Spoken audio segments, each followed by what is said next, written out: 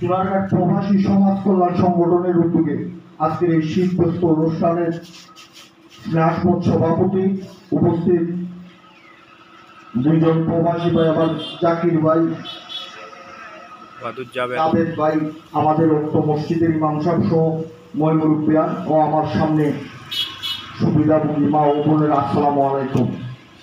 যে আসলে কথা লম্বা করার কোনো সুযোগ নাই, যে প্রবাসীদের কথা বলতে গিয়ে যে অনেক কথা বলা যাবে, যে আমাদের এই জাতির এই শান্তি লগ্নে যে বাংলাদেশের যখন অত্যন্ত দুর্বিষণ্ণ অবস্থার মধ্য দিয়ে একটি সৈন্য শাসক দেশ থেকে পালিয়ে যায়, তখন এই সংগঠনকে মায়া করে শত ব্যস্ততার মাঝে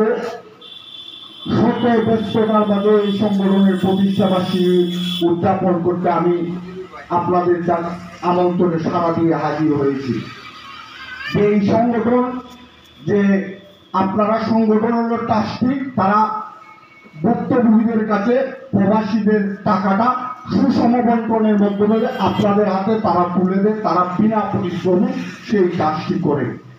আর আমি এই সংগঠনের সকলকে আমার অন্তরের অন্তঃস্থল থেকে একজন মানুষকে যদি তারা শীতবস্ত্র তুলে দেয়, তবু আমি মনে বুঝি যে আমার একজন লোক আজকে একটা শীতের সুন্দর একটা চাদর, তাদের উপহার সামগ্রী অনেক সুন্দর, যে সুন্দর একটা চাদর একজন মাকে বা ভাইকে তারা উপহার দিও। আর প্রবাসীদের পাঠানো টাকা রাষ্ট্রীয়ভাবে দেশের রেডিমেন্টসের মধ্য দিয়ে রাষ্ট্র পরিচালনা হয়, তাদেরকে কাটো করে দেখার মতন কোনো কিছু নাই।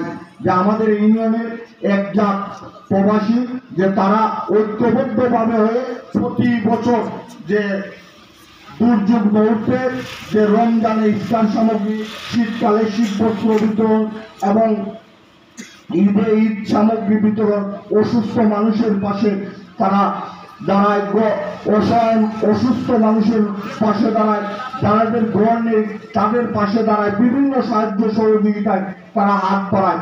অবশ্যই একটা মহৎ উদ্যোগ, যে শত ব্যস্ততার মধ্যেও তারা সেই কাজটি করে থাকেন, যে মহান রাব্বুল আলামিনের সন্তুষ্টির জন্য, পাশাপাশি এলাকার অসহায় মানুষের উপকারের জন্য। তাই আমি এই সকল প্রবাসীকে আমি আমার অন্তরের অন্তঃস্থল থেকে অভিনন্দন জানাই, মোবারকবাদ জানাই। আপনাদের এই যে ঐক্যবদ্ধ উদ্যোগ, এই উদ্যোগের ধারাবাহিকতা বজায় রেখে আপনারা যুগ যুগ ধরে কাজ করে যাবেন, এই আশা প্রত্যাশা ব্যক্ত করে সকল প্রবাসী এবং আমরা যারা এখানে উপস্থিত আছেন সকলের সুস্বাস্থ্য এবং দীর্ঘায়ু কামনা করে আমি আমার কথা এখানে শেষ করছি। আল্লাহ হাফেজ।